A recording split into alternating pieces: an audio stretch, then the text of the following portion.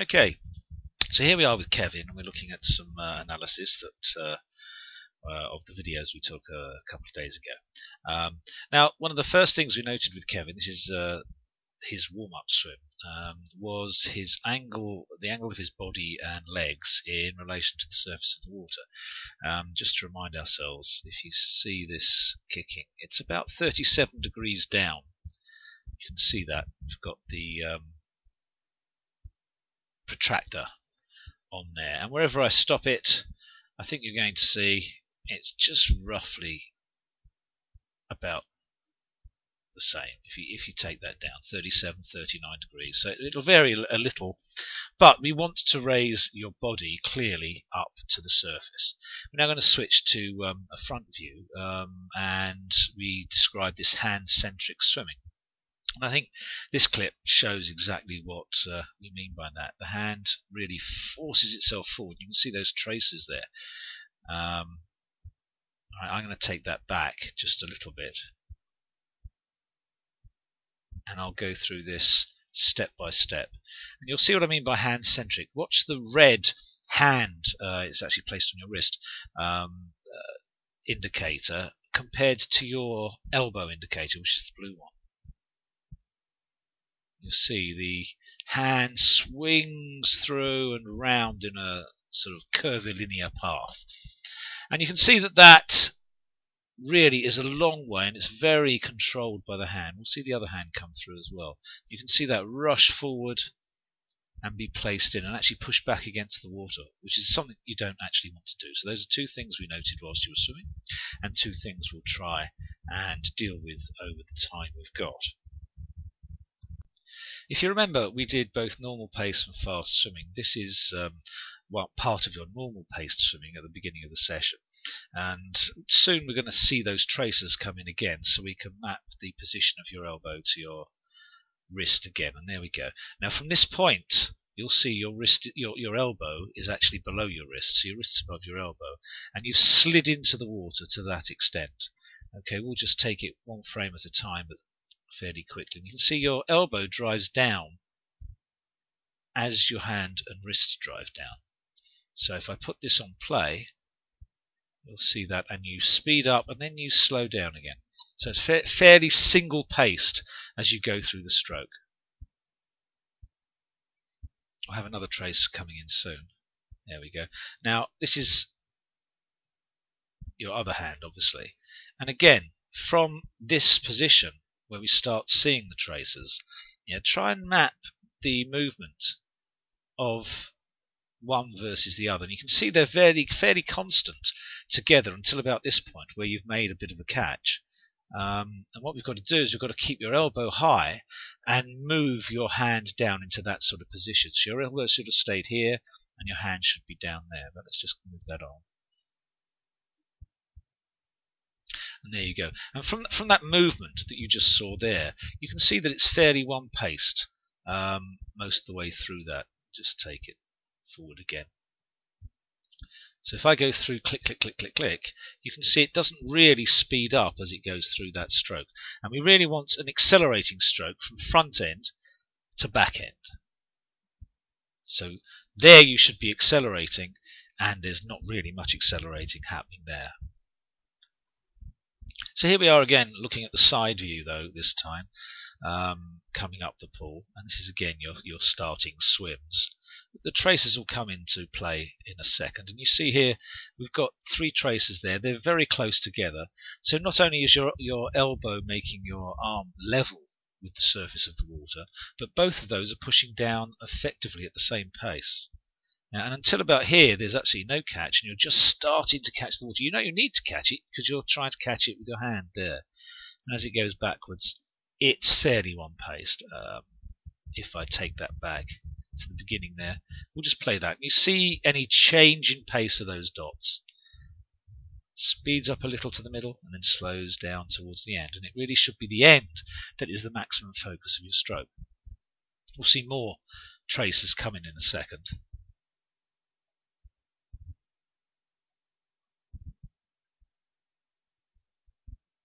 Okay, again, you can see that though the gap between those is virtually the same as the gap between those, or proportionately the same.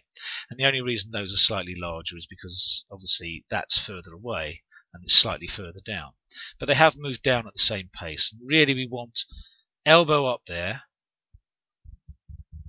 and hand in that position. So when your hand's in that position, your elbow should still be at that 216 point.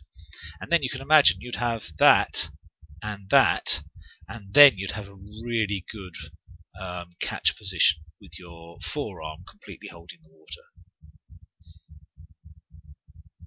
And again, that was fairly one-paced as it went through. I'm going to see the other arm in a second. There we go. Now again, we are moving down at the same pace, but your arm is actually slightly straighter than it was with your right arm. You can see you're driving it straight down. So this is moving at exactly the same pace at that, because you're moving it as a straight arm. It can't be a different speed.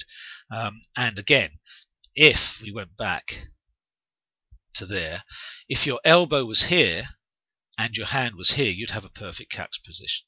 Okay, so if your elbow was here, catch here, that would be absolutely perfect. We'll just watch that through.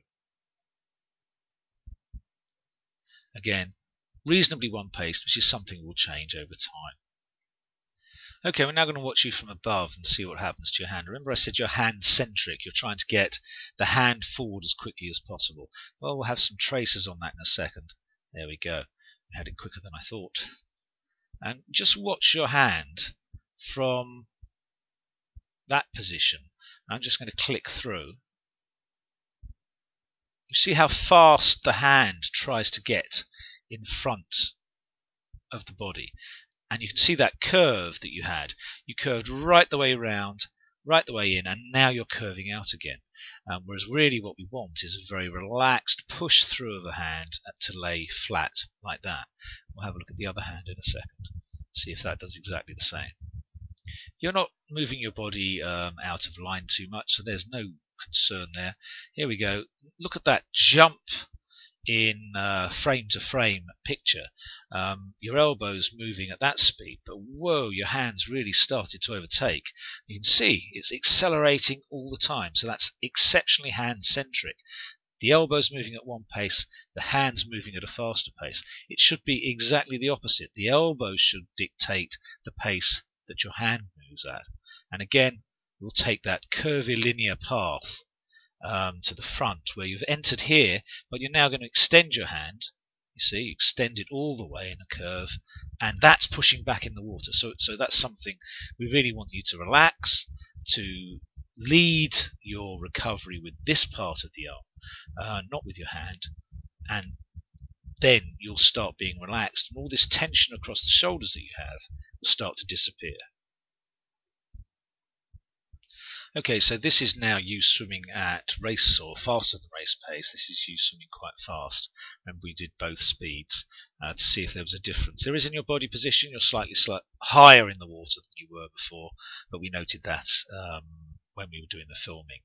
And again, we're going to get those traces in, which are quite helpful to see exactly the position of your elbow and your wrist as you go through the stroke. And you are, again, pushing them down at one pace, which means you're creating a lot of force upwards at this particular point.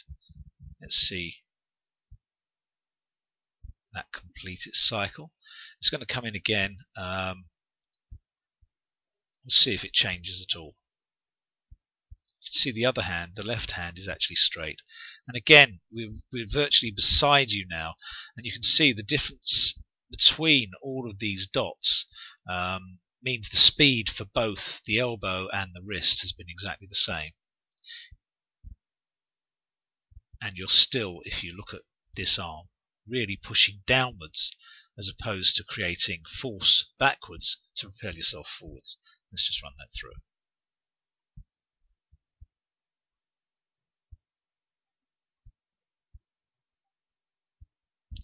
And the other hand comes down virtually straight. So this is at a faster speed. There we go. Okay, so we're now watching you doing single arm with the kickboard. Remember, your hand's coming in by the kickboard. You're trying to create that catch. You can see when you try and do that, your elbow's higher and your hand's lower. You've come in directly to that position. If I take it back, you're not sliding your hand in anymore. You're coming from there, so it's virtually straight. We'll take the elbow and the hand, and you can see the elbow didn't move, but your hand did move down. And your elbow's moving very little, but your hand's trying to grab the water. And this position is very good. We just need to move your hand slightly over. This 90-degree bend is good. Hand slightly over so it goes down the center line of your body. And then as you rotate your hips out the way, you'll be ready to push backwards. Completing that. It'll come in again shortly. You can see you're really trying to grab the water, and now instead of cocking at the wrist, your wrist is actually straight in line with your forearm, and your forearm and wrist become a paddle that you can use to propel yourself through the water. And there's that movement out the way of the back end. There we go. Now you have slightly dropped the elbow in that position, and it's because you've come in with slight tension and you've got a flat forearm. At that position, you should be pushing your hand forward with the high elbow, so you actually come into the water with a high elbow, and that situation never occurs. So we've got the elbow and the wrist. You can see the elbow virtually stayed where it was, but look at that movement there. That's quite good. That's a really good change in such a short period of time. Right, the only thing we haven't got is we've got an upward movement towards the back end of the stroke. And what we want, as I said, we want it down the center line and backwards, and then release and come up. So it's a much shallower. This is quite deep. We want it slightly shallower than that in most normal strokes. There we go again. And again, you've got exactly the same thing with the full stroke. You can see you're really trying to grab the water, and that's exactly what we want to happen. Just watch it again. You can see trying to grab the water.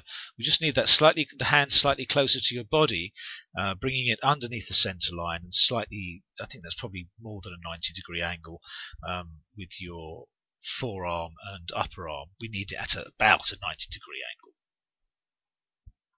Okay, so this is now you doing single arm without the kickboard. You haven't got the crutch of the kickboard that you can lean down on if you wanted to keep your body position good. But notice your body position here is virtually touching the surface every single time. In fact, you did that time your hip rotated out the surface. So the breathing on your side has actually already helped. But we've got to keep on doing that to make sure we keep it going. And we're going to have the tracers come in a second. See how we're going. With the kickboard there, it does actually give you a bit of a crutch, and that's why doing single arm without the kickboard after that is quite useful. You've got a slight push down still. You can see that rise and fall in your body.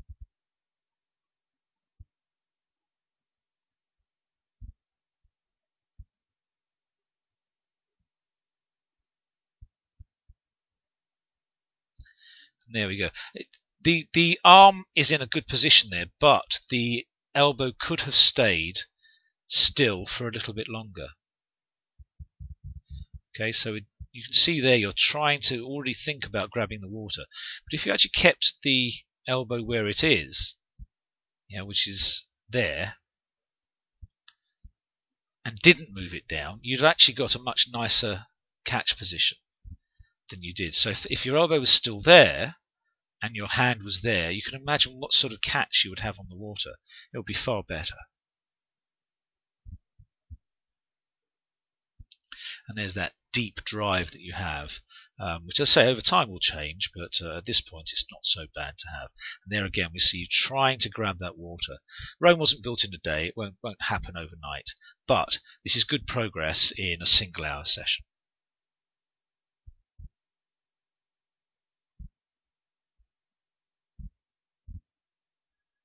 Of course, the difficulty is always remembering to do this when you're on your own, and I'm not there saying, hang on a second, you didn't do this, you didn't do that. You just got to get into the habit of actually thinking that way every single time you swim. So when you go in the pool, you think high elbow. There you go, your hip just broached the surface, which it didn't before.